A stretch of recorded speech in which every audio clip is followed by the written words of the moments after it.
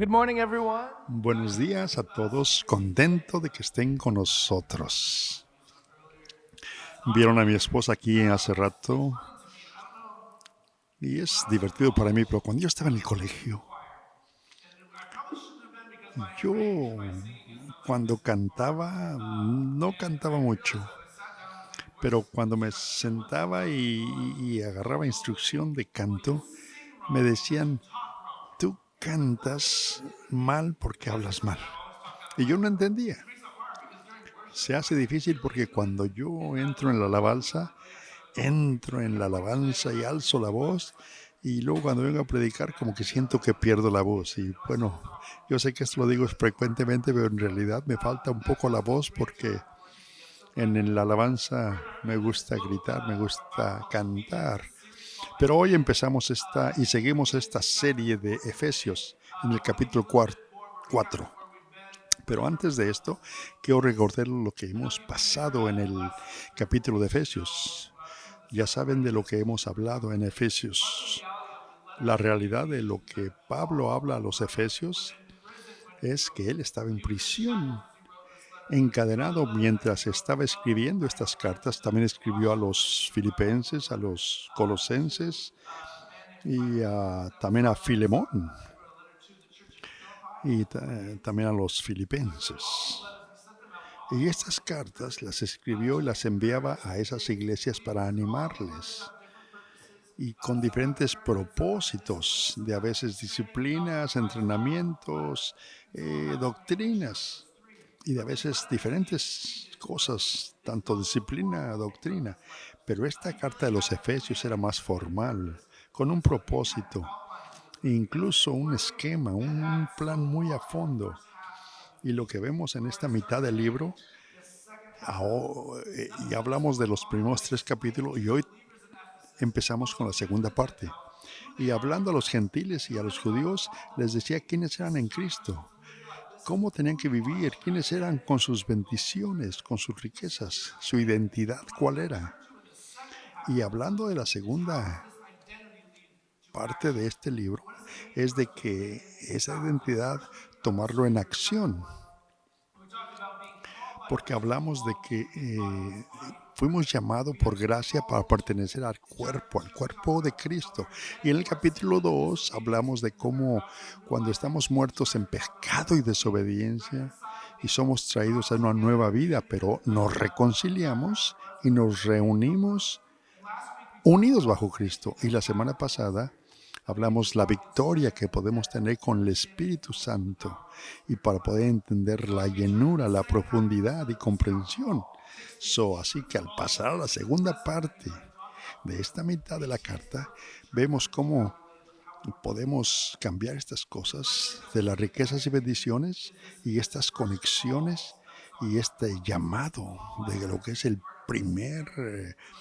que vimos en el primer capítulo, que es ese llamado, cómo podemos ser dignos de este llamado. Y eso es lo que Pablo dice. Pero esto yo dice, estando preso por causa del Señor, porque estaba en prisión Pablo estaba en prisión.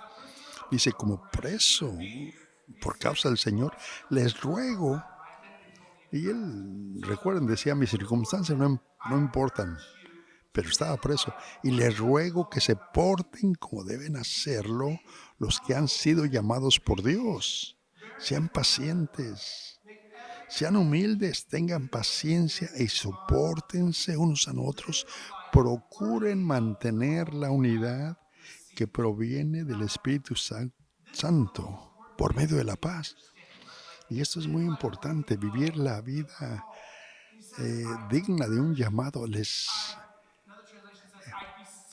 les, les ruego, dice otras traducciones, que vivan una vida recta. Ahora, de a veces tenemos una idea falsa de que si no le obedecemos a Dios, nos maldice, pero no es así. Él siempre nos bendice. ¿Crees que los efesios eran como nosotros? Somos humanos, yo creo que sí, yo creo que eran como nosotros que luchaban por las mismas cosas que luchamos hoy para tener una vida digna cristiana, porque mira cómo es una vida digna lo que dice Pablo, las cosas que muestran dignidad. Una vida digna muestra humildad, dulzura, paciencia mutua con uno con otro. Y mira que usa la palabra completamente, o sea, completamente humilde, completamente gentil, completamente paciente. ¿Somos nosotros completamente humildes, gentiles, pacientes completamente? Si tuviéramos o le diéramos un vistazo al cristianismo en Estados Unidos, ¿cómo estas palabras caerían? La humildad, la gentileza, paciencia. Y no estoy hablando de gente que conocemos o que conocen, no, no, sino de la iglesia en general, de todo el país. Esa narrativa que se habla, o sea, hablar de una persona humilde o una persona orgullosa. ¿Qué es lo que se dice de uno? Que somos suaves o combativos y duros. Se nos conoce por ser pacientes o impacientes. E impacientes también quiere decir molestos, irritados, intolerables, sensibles. Ahora, mi opinión, dice el pastor, es otra, pero ¿saben qué? ¿Saben quiénes somos como seguidores de Cristo?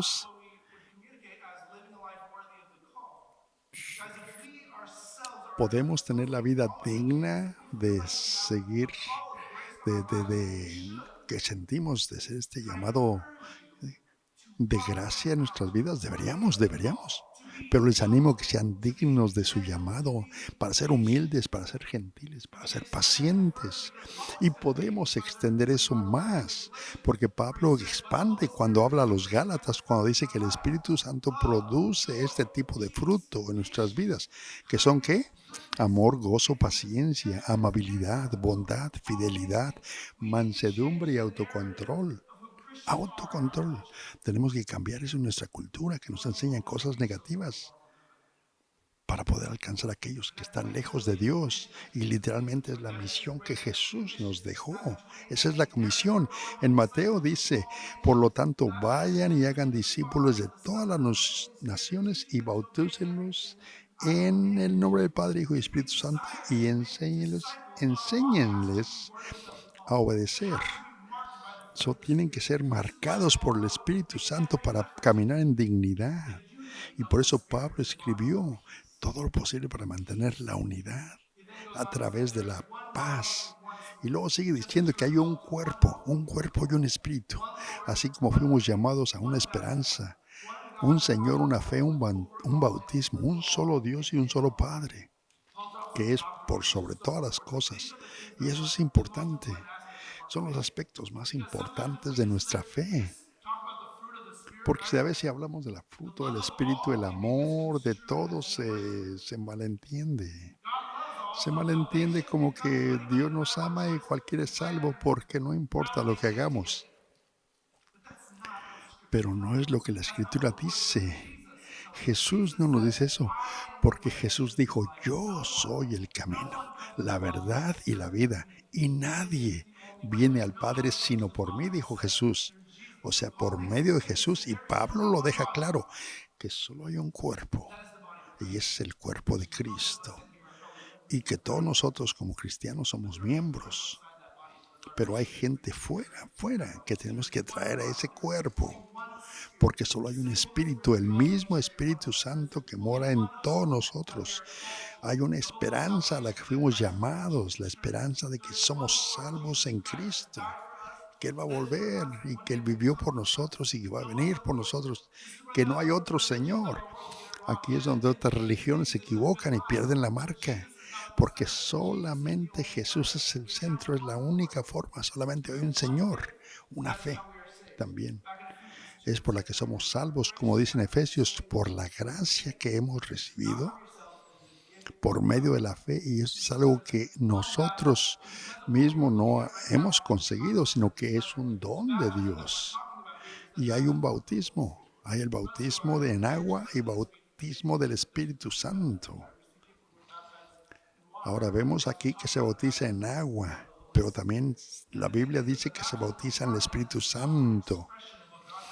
En el agua se habla exteriormente. Cuando Jesús fue bautizado por Juan el Bautista en el agua, pero Juan Bautista también dijo, te bautizo, dijo Juan el Bautista, con agua para que te arrepientas, pero después de mí viene uno más poderoso que yo, cuyas sandalias no soy digno de llevar. Él te bautizará con el Espíritu Santo y el fuego.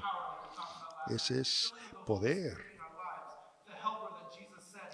de lo que dio Jesús cuando fue enviado y dijo que hay un Dios, Padre de todos, que está por encima de todo y por todo y a través de todo. Y esto refleja la grandeza, la magnitud de nuestro Creador, de la que hablamos la semana pasada. Y Pablo justamente habla de que como creyentes tenemos que estar unidos. Hay una palabra en griego que dice kerigma, que representa la proclamación para la predicación del mensaje, lo más importante. Todo lo que creemos, las cosas no negociables, que creemos estas cosas, un cuerpo, un espíritu, una esperanza, un Señor, una fe, un bautismo, un solo Dios, todos iguales aquí creemos eso. Y Pablo dice que, sin embargo, a cada uno nos ha dado un don especial por lo generoso que es Cristo. Son los dones, pero hay apóstoles, hay profetas, hay evangelistas, pastores y maestros.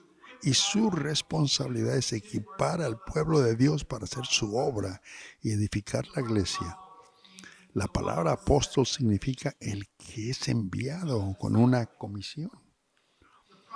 Son los que hacen discípulos. El profeta no es el que narra el futuro, pero el que vemos en el Nuevo Testamento es uno con quien el Espíritu Santo habla. En 1 Corintios dijo, pero el que profetiza habla a la gente para su fortalecimiento, aliento y consuelo. Y nosotros aquí en la iglesia tenemos gente que nos alientan como congregación, que nos dan esperanza por medio del Espíritu Santo.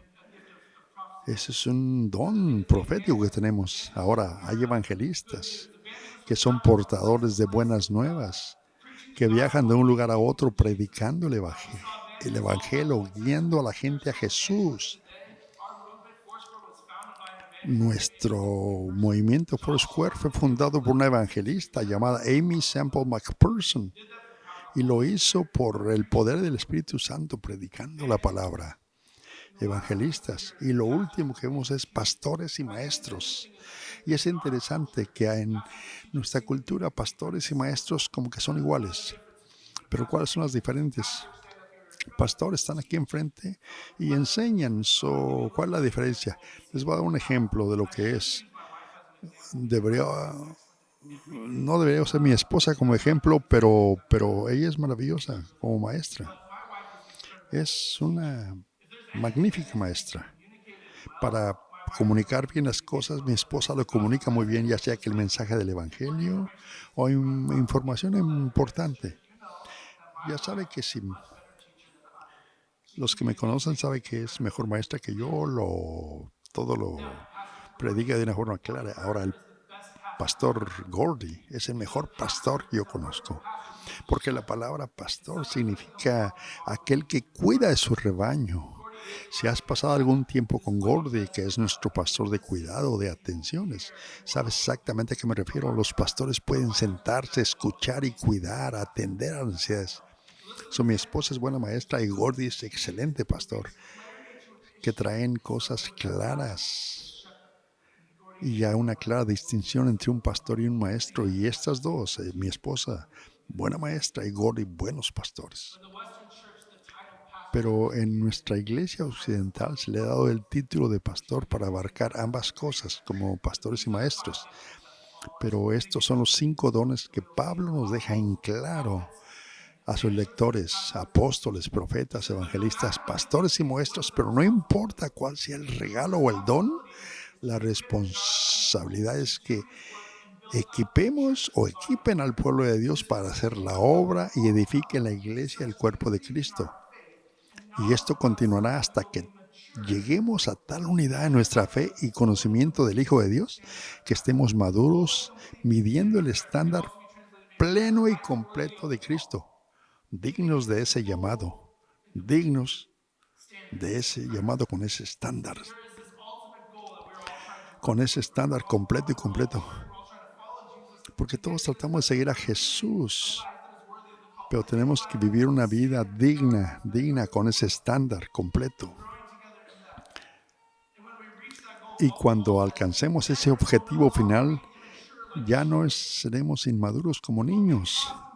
Ya no estaremos como niños inmaduros que somos arrastrados por el viento de nuevas enseñanzas. No nos dejaremos engañar, y es lo que Pablo nos dice en Efesios, sino que hablaremos la verdad en amor.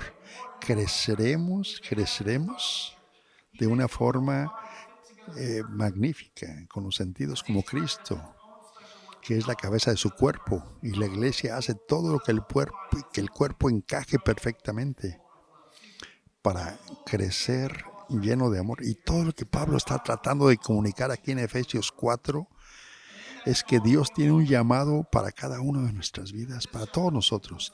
Y en este capítulo vimos un vistazo a ese llamado en el capítulo 1. Vimos de que en Cristo todo se unifica.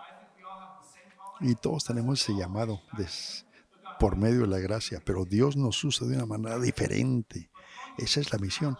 Y Pablo usa este ejemplo, esta analogía de un cuerpo que volveremos a hablar más en el futuro. Pero todos tenemos diferentes dones, y la realidad es que si yo corto mi brazo, dice el pastor, ya mi brazo no funcionará y solo, cortado. No, tenemos que estar unidos como cuerpo en Cristo. Algunos seremos pastores, maestros, evangelistas, traemos gentes para pastorear, a otros animadores, profetas, pero nuestro papel basado en ese texto es vivir ese llamado de una manera digna, en el estándar pleno y completo de Dios. Y lo último que vemos es que para poder funcionar bajo ese llamado, tenemos que enraizar, tenemos que crear raíces maduras, tenemos que madurar. No podemos dejar atrás o dejar las cosas infantiles. No podemos dejarnos influir por lo que nuestra cultura nos dice que es verdad. Chantal y yo oramos diarios para que mi padre fue pastor aquí, ora también, y oramos para que Dios se muestre a nosotros. Y en esa oración tenemos esa visión de estos árboles hermosos. Pero lo que no se ve arriba es que las raíces son pura maldad, son falsas. Y esas son las mentiras que hablamos aquí. Que tenemos que sembrar raíces, enraizar, madurar. Y Dios rompe esos árboles como los tornados que vemos cuando se arrancan y se caen, se derriban los árboles. Y cuando esos árboles son derribadas, esos árboles, es cuando Dios está limpiando su cuerpo, es cuando estamos creciendo, cuando estamos madurando, cuando crecemos como cuerpo. Pero ¿cómo podemos hacer esto? ¿Cómo podemos vivir vidas dignas para que esas raíces profundicen y vivir profundamente a ese llamado que Dios nos llamó? Y hay 3 cosas que saqué de este texto. 3 cosas. La primera cosa es que tenemos que saber la verdad. Eso es lo que saqué de este texto. ¿Cómo podemos saber la verdad? Con esto, su palabra. Tenemos que usar tiempo en su palabra. Aquí encontramos la verdad. Pasando tiempo estando en comunidad con otros creyentes, hablando, animándonos, creyendo y leyendo la palabra de Dios para conocer la verdad, porque estamos rodeados de mentiras. La cultura nos miente y tenemos que caminar en dignidad, en verdad. La segunda cosa es que tenemos que decir la verdad en el amor. Y eso es lo que hacíamos la pregunta, que ¿cómo nos ven los demás como cristianos?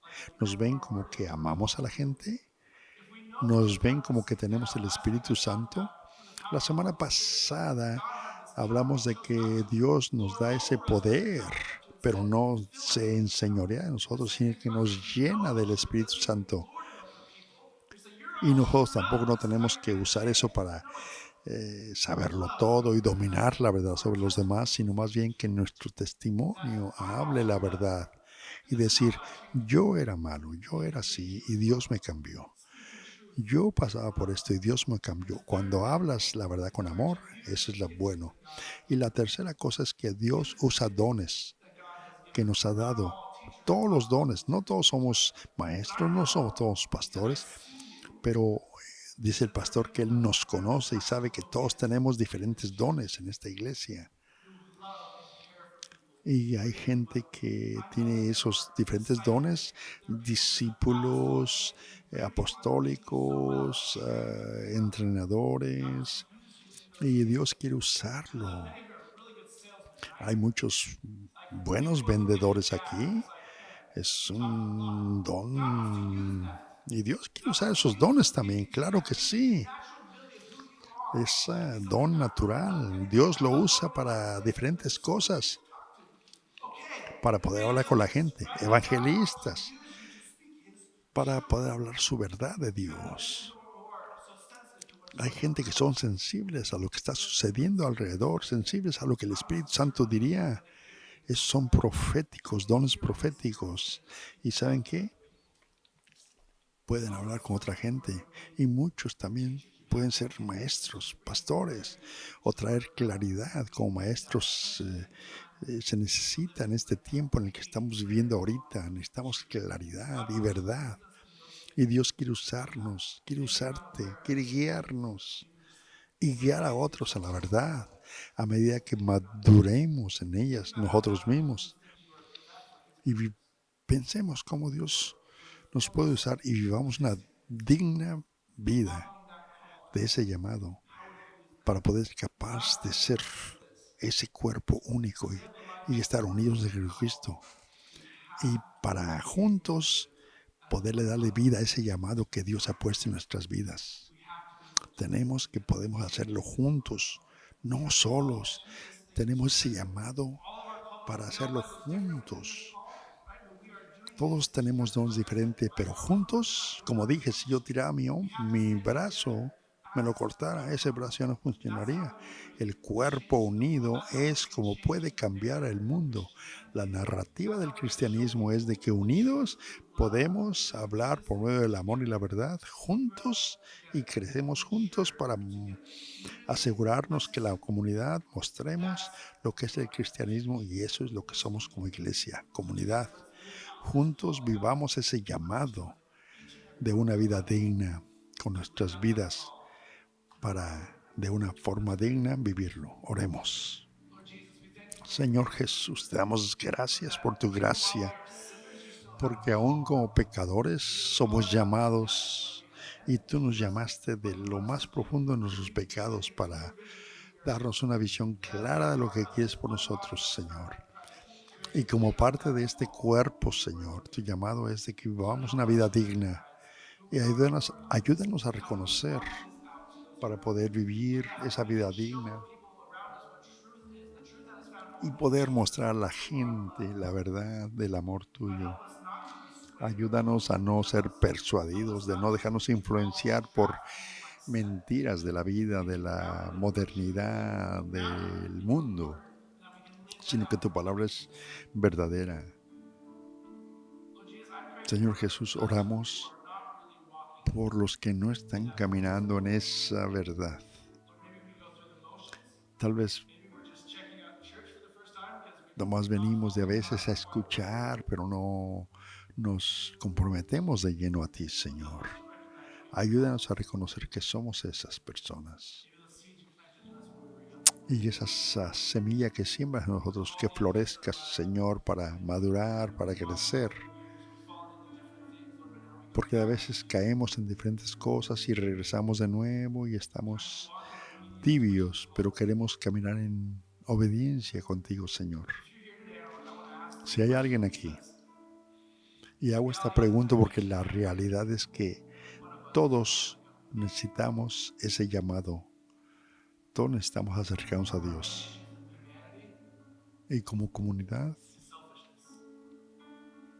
sabemos que el egoísmo, pensando que lo podemos hacer por nosotros mismos, si hay alguien que no ha entregado su vida a Cristo, si no ha caminado en esa verdad, hoy es el día de poder dar esa decisión. Si usted dio su vida a Cristo hace años o qué sé yo, y ya se ha alejado un poco, hoy puede rededicar su vida para hacer o tener una vida digna de ese llamado. Si usted quiere dar su vida a Cristo o rededicar su vida a Cristo, ya vemos esas manos, maravilloso. ¿Alguien más? Ya veo esa mano ya también. Gracias. Estamos con usted. Esto es con de la comunidad entera. No se sienta solo, es porque no ha estado con otros creyentes. Pero lo que vamos a hacer es una oración que vamos a repetir. Los que levantaron la mano, es de que la Biblia dice que cuando confiesan con su boca y creen en su corazón que el Señor es Señor, Jesús te salvará.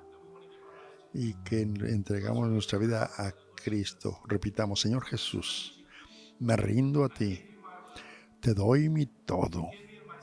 Perdona mis pecados.